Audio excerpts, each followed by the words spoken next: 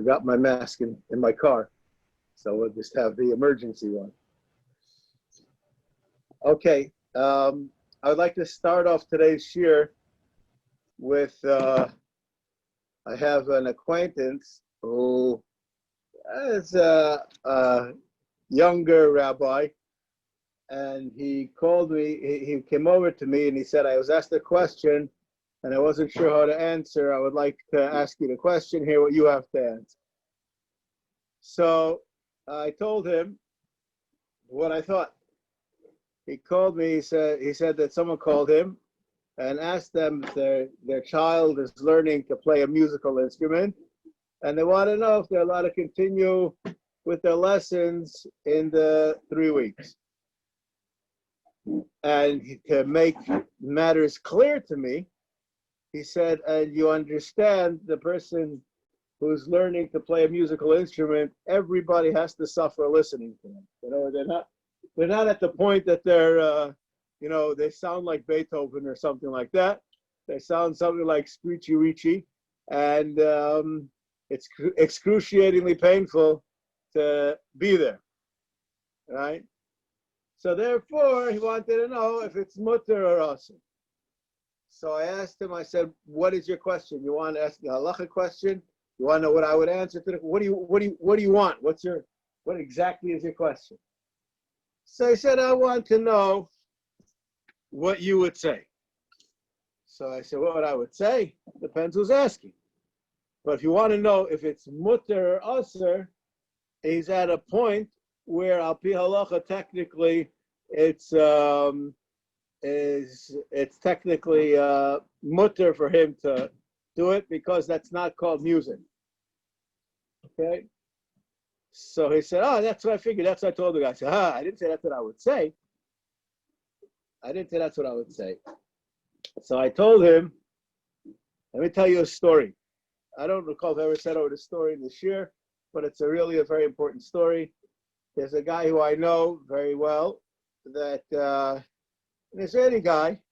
His father is an Alta Ingerish Yid, an old-fashioned Hungarian Jew, which I don't know if any of you know what that is exactly. And it's a dying breed, so to speak. Pashat the Yid, you do what you have to do. And he came over to me to ask the same question. His daughter's taking lessons, and he wants to know if he's allowed to let her take lessons in the 3 weeks or 9 days. So this fellow, I said to him, tell me, what was your father like in the 3 weeks and 9 days? What did your father wear on Shabbos Chazon? So he says to me, my father on Shabbos Chazon, I was embarrassed to go to shul with him because he wore his weekday clothes. You know, like Amoritz Gomer, right? Like it says in Shulchan Aruch. That's how he went to shul. He didn't wear it, and I was embarrassed because he was like the only guy wearing it. I said, well, how did your father act? He said, well, in the beginning of the 3 weeks, he took off from work an hour too early, and he would come home, he was already grumpy, and he used to learn things about the Churban, and then it became Rosh Chodesh, it was more heightened, and he took off more time, and he was more grumpy, and as we came to Tisha B'Av, you know, he was like a sorrowful sight, so to speak, or in my opinion, a wonderful sight, whatever you want to call it exactly. So I said to him, let me think about it. Come back to me tomorrow. So he comes back to me the next day. And I said to him, you know, in halacha basically it says that it's asur, more or less. I said, I don't understand. You come from a background that you have such a strong understanding of what the 3 weeks, the 9 days, the Tisha B'Av is about. So why are you looking for a heter? Like, you know, what's going on? So he looks at me with pity, and he says, that was my father, but that's not, we're not there. So maybe we can find some kind of a heter. So I told him, I said, there's a halacha in Shulchan Aruch that by Birchas Hamazon you're supposed to remove the knives from the table. And there's a few reasons. One of the reasons Ben Mishabur brings is because there was this fellow that when he was thought about the Churban, was so pained by it, he stabbed himself to death, and therefore we don't want to have any more cases of people killing themselves, so they removed the knife from the table.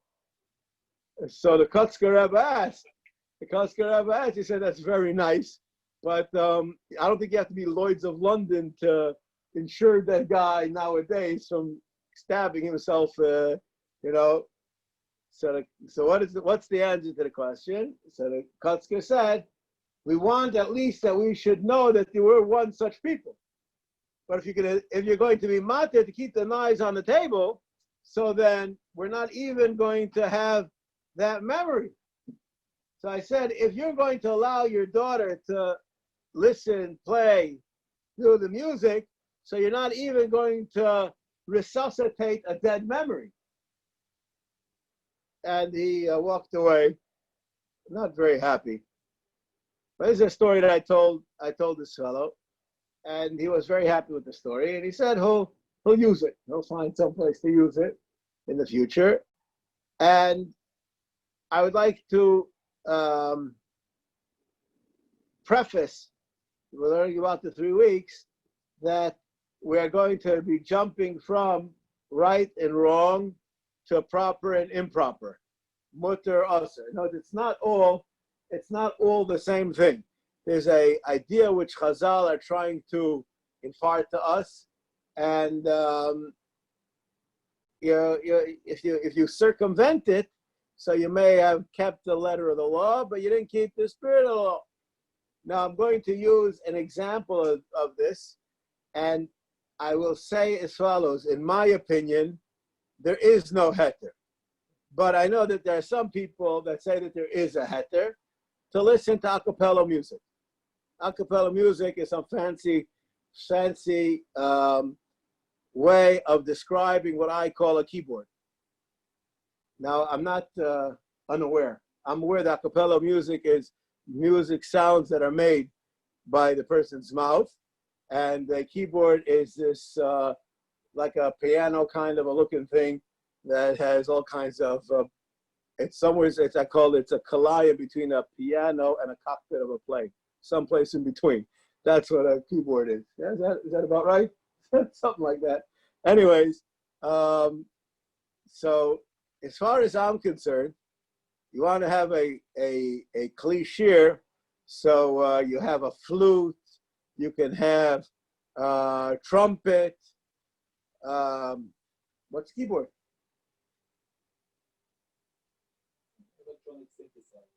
Electronic synthesizer. Wow, you sound fancy. What? Well, if as far as I'm concerned, a keyboard and a radio, a tape, a MP3, I don't know, whatever you want to, what? All of those things are all the same, and they all produce music, and it's all usher. Because the point is, no one ever said that you're allowed to play an electric guitar, right? But that's like the hybrid, right? Nowadays we're into the hybrid thing. So the electric guitar is some kind of a hybrid.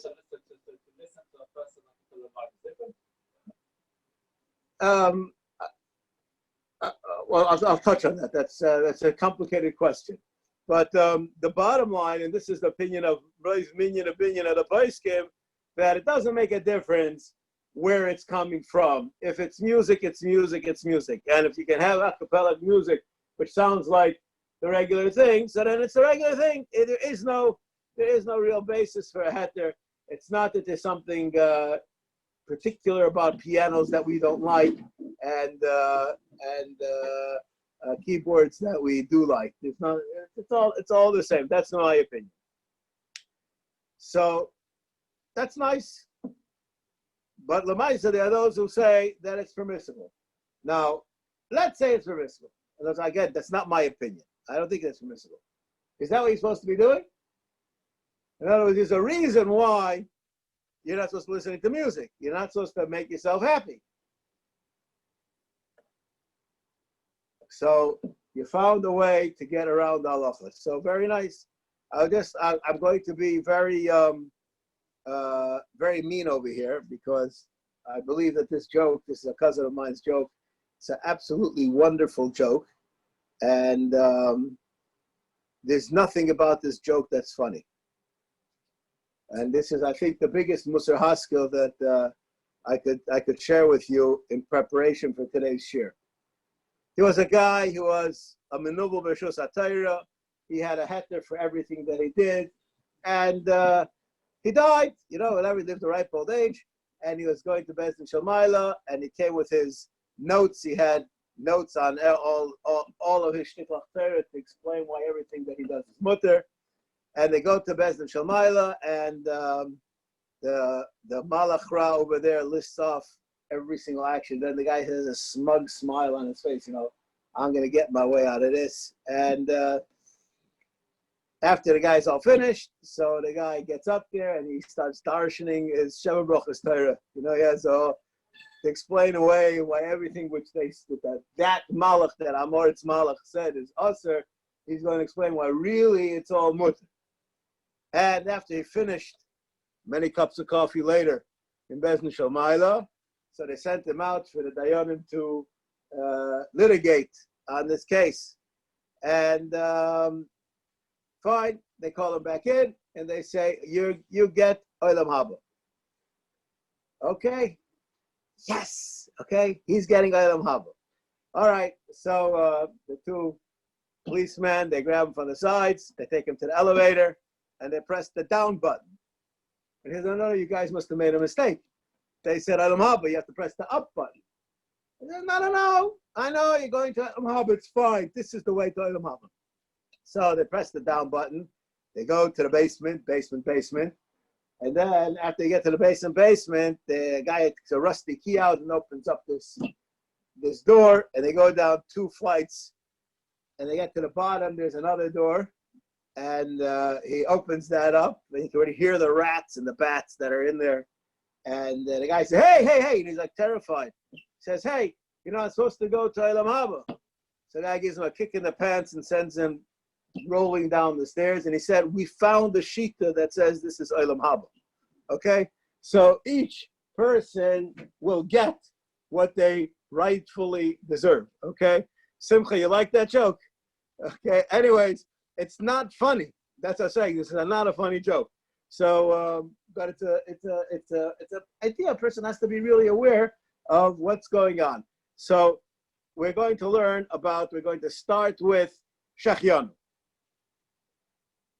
Is a person allowed to make a shehechiyanu in the 3 weeks? Okay, get this thing going.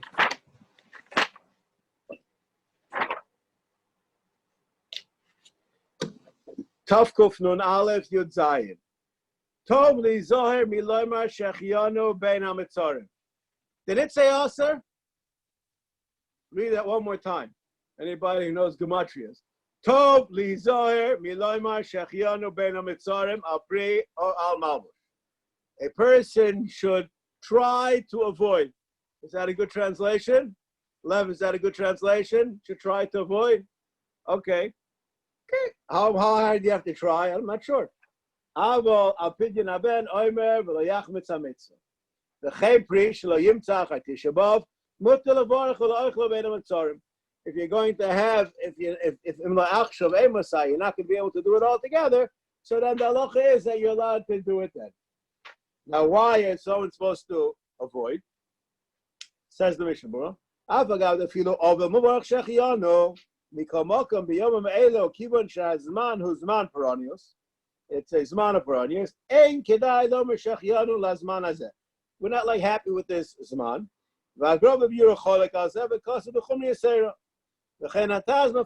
And they disagree that maybe it's not such a serious thing. Al kain b'Shabbos ein lahachmir bazeh. The b'lav hochi habi achronim maskimim lahokah b'Shabbos. There are those that say that you're allowed to do it on Shabbos. Now, I would like to, here we have a halacha, which I'm using this as a classic halacha. Aser mutter, what does it say? Don't do it. What does it say? Aser mutter, don't do it. That's what it says. Okay? And on Shabbos, there's room to be mekel. Should one be mekel on Shabbos or not?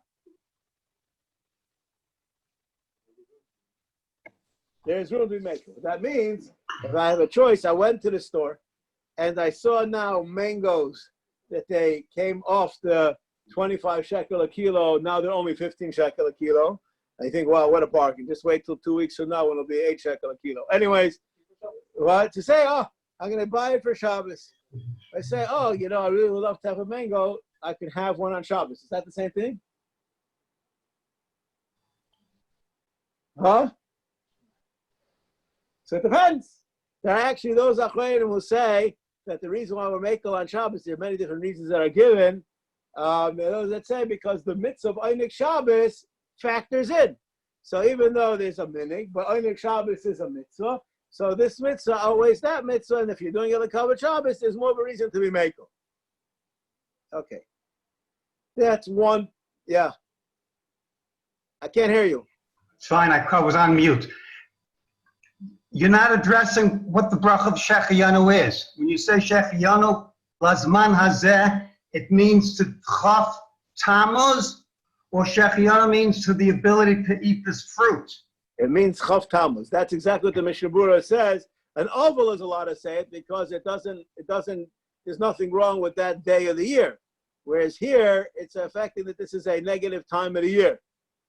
Now, not only that, I just want to say something. Since you asked that question now, we'll go to there right away.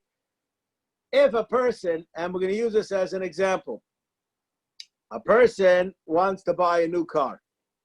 So a person comes to me and he says, Rabbi Zachariash, I got a new car and it's coming in the 3 weeks.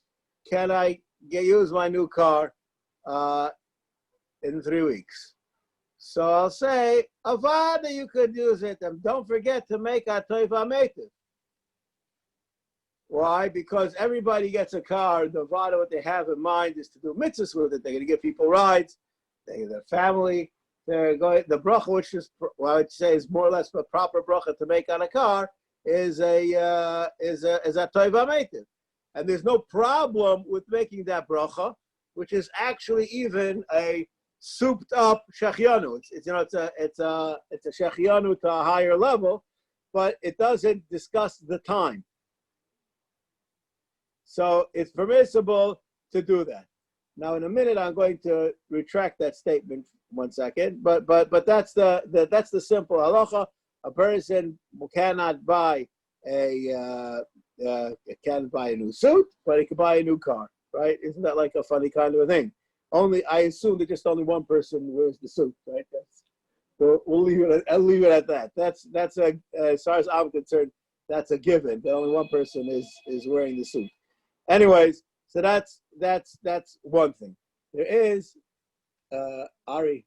Can you give me right there the lavush? Right there. Turn around. That black set.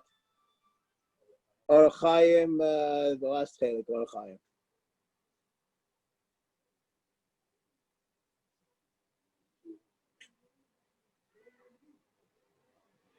Now, in Shulchan Aruch, we did, thank you very much.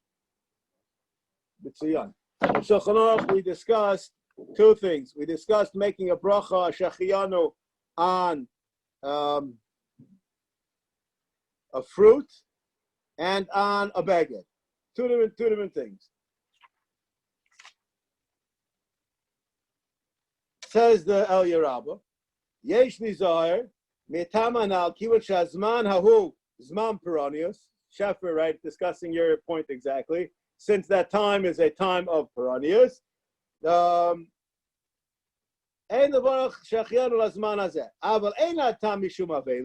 reason is not Mishum Avelus,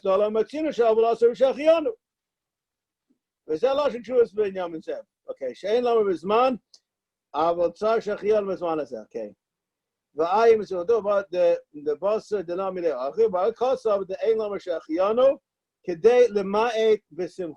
The reason why you don't say shehechiyanu is in order to be memayet b'simcha. Now, from this maril, which the El Yerabba brings, there are those that say exactly the opposite of what I said before. You cannot buy your new Porsche in the 3 weeks because it's going to give you simcha. So even if you have something which is a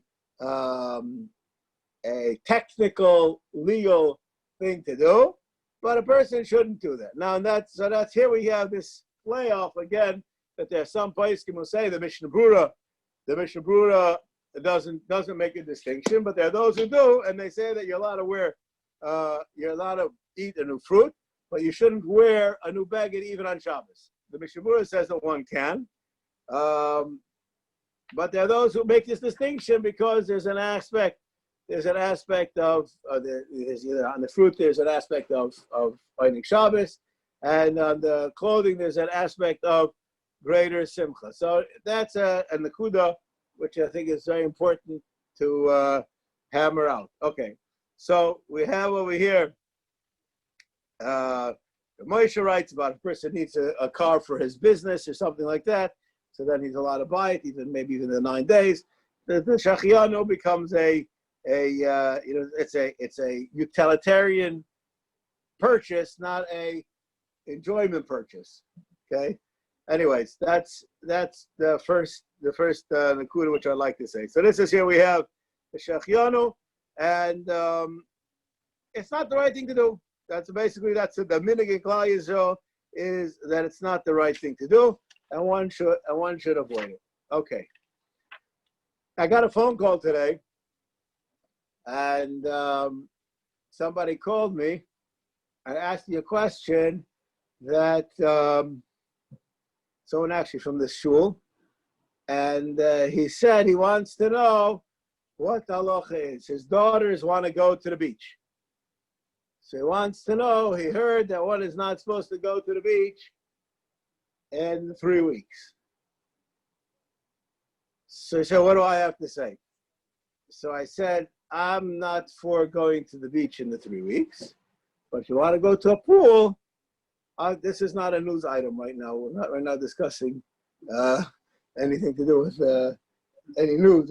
That's why I think we want just straight out.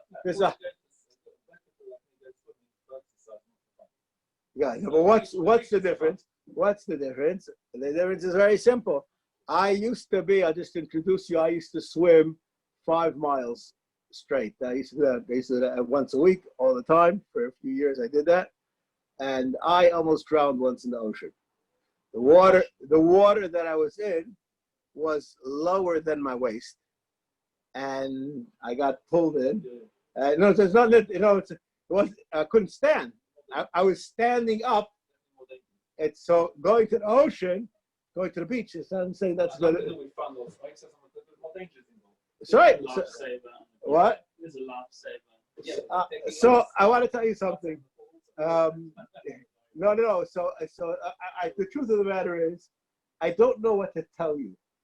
In other words, I don't know if you ask me, anybody who's a lifesaver on the beach is crazy.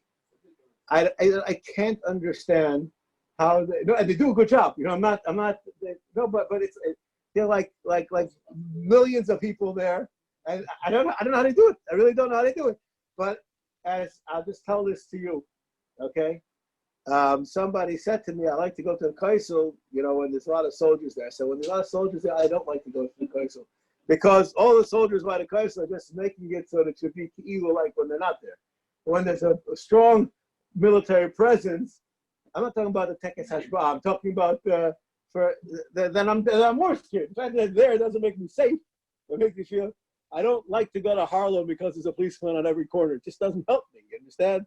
So it's just dangerous. Okay. So, anyways, going to the beach, I'm a little bit. I'm more concerned, and that means doing anything that's more dangerous. One should avoid doing at this time.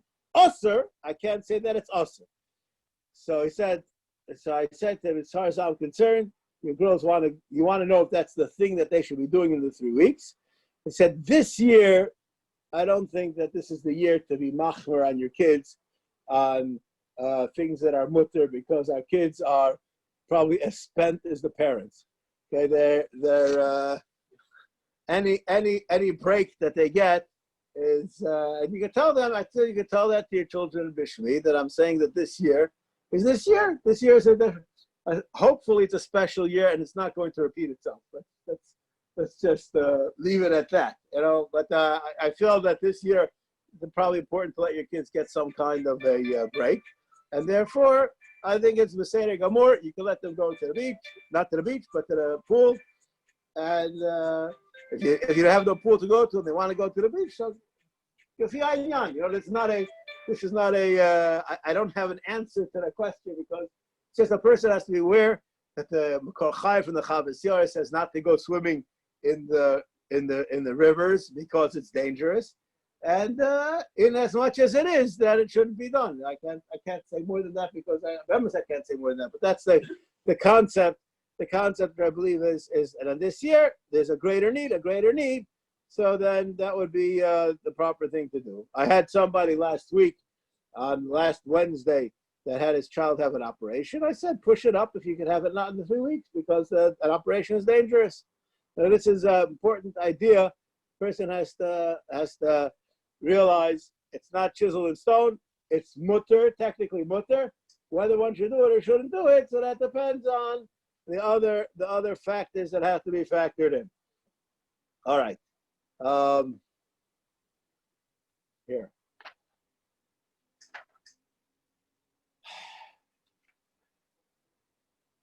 I'll just mention there's a no say in halacha of mematim b'simcha. Mematim b'simcha has to do with binyan shel simcha. We'll discuss that next week. Has to do with making all different kinds of parties regularly. Asudas Merayim, which means like a social gathering, is probably mutter to do. It has to have a certain level of simcha in order for it to be aser. If you want to know if it's the right time to be making parties, it's not the right time to be making parties. There's a Mishnah Brura, which is a Bekiyas. When I say it's a Bekiyas, it's not because I know what nobody else does. It's because that everybody else knows it too, but they don't think about it when they're learning it. There's a Mishnah Brura in Hilchas Tisha B'Av, of Tisha B'Av. Tisha B'Av, not like 3 weeks. Tisha B'Av, it says not to give a present on Tisha B'Av. So if it says not to give a present on Tisha B'Av, what does it say in that Mishnah Brura? That you're allowed to give a present in the 3 weeks, right? It's a Mefurish Mishnah Brura backwards, right? That's what it says. So not only that, there's some that say that it's actually a proper time to give a present, because the Churban Bayis happened because of Sinas Chinam. So if you can undo the Sinas Chinam, so then that would be permissible to be done. That could be. I will just mention that we don't make shechiyanus when we buy things, and this is a point which is also discussed in the poskim about going shopping in the 3 weeks. Should a person go shopping in the 3 weeks? If it's found a cheap suit and there's no wearing it allowed. But you're already much more complicated than me. Going shopping is I know I was right now speaking to men, right? Men, this is called a chore. Okay, if I was speaking to women, I'd say going shopping is called a pleasure, right? Right? It's a man will never go shopping without his wallet, and a woman will never go shopping with her wallet, because then she may spend money, right? It's a different thing to do. But going shopping, if you need something to get it, the pashtus is mutter in the 3 weeks. In the 9 days, it's different halacha. And then again, it has to do with the idea that the Baril says, what the Mishnah Brura says, even simple things like socks should not be being bought in the 9 days.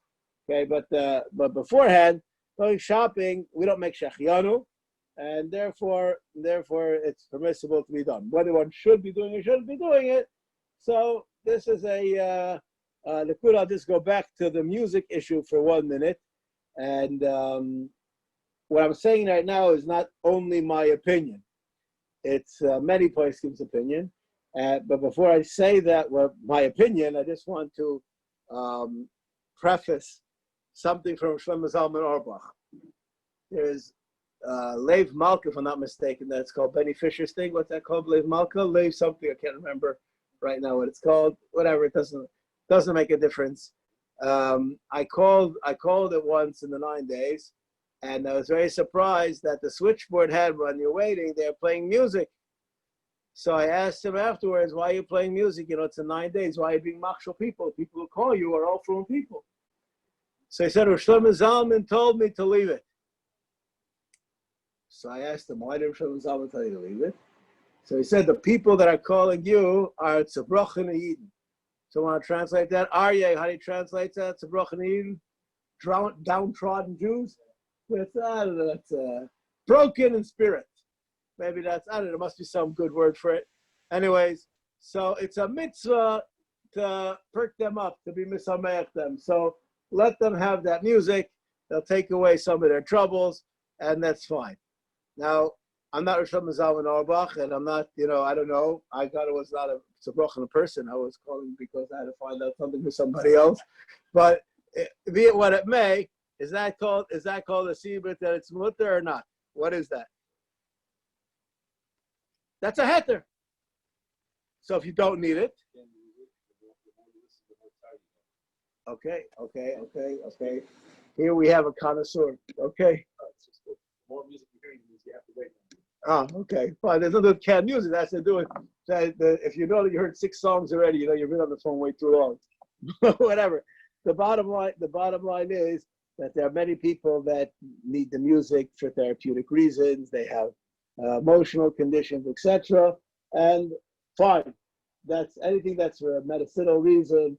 I'm not discussing that at all. That's not the Nakuda. But if it's not for medicinal reasons, so then the person is not supposed to be going there. The halacha really in Shulchan Aruch, English Moshe is extremely strong about this. That really all year long a person shouldn't be listening to music or having musical instruments and Shevet Alevi, and we're makel for a variety of reasons. And that's when I say that's fine. You need to say that there's room to be makel. That doesn't mean that now is the time to be makel. And I would like to use this mashal which I developed 2 days ago. You have a person who has to eat chazer, Rachmana litzlan, for pekuach nefesh. Okay? So, fine. Now, the doctor told him, it's right now, Ches Tishrei.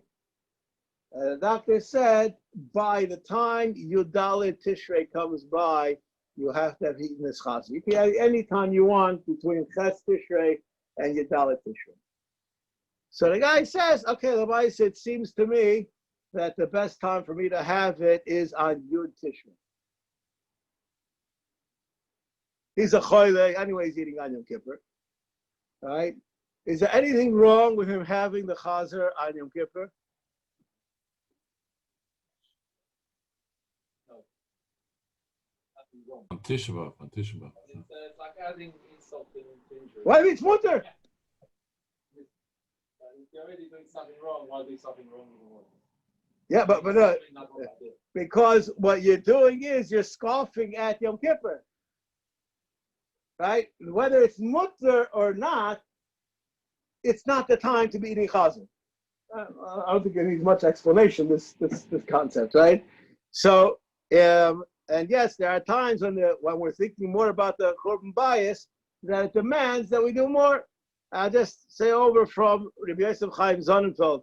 It's a fascinating insight onto where we are and where he was, and he wasn't such a long time ago. Somebody asked him that it says in the Svarim that it comes chatzos, you're supposed to cry for a half an hour and then say tikkun chatzos. So what do you mean it comes chatzos? So how do you turn the berez on? If you have your synthesizer of your keyboard, just press the cry button and it works. But if you don't have that device and you have to do it for real, how do you do it? So Yosef Chaim was in the Ir Atika and he looked at the kaisel and he started crying like a baby. And he said, I don't understand your question. How could you think about the Churban and not cry? Just that the rest of the time, we have other things to occupy our minds, and we don't cry. But it's not that, how could it be? Someone told me, a friend of mine told me he was in the Atika, and Simcha Wasserman was giving a drasha by a Sheva Brachos, and in the middle of Sheva Brachos, he started crying like a baby. and it didn't fit into the theatrics of the Shabbos at all. So I asked him why he cried. He said, I looked out the window and I saw the Churban. How could I not cry? We don't have to go to Reis Chaim Sonnenfeld. We're already talking about somebody that I knew personally. How could it be? So when you want to know what is the right time to be listening to music, not listening to music, it is mutter, it's not mutter. I'm just going back to that idea that ze lo hazman lezeh. Ze lo hazman lezeh. That's a important idea. All right. So also we have all these kind of things, the building things and things that are involved in people doing things to have a good time. Ze lo hazman for a person to be doing that. Okay. I wanted to speak about something else over here. Oh, so here there's a Nakuda which I want to speak about. You're not supposed to dance, and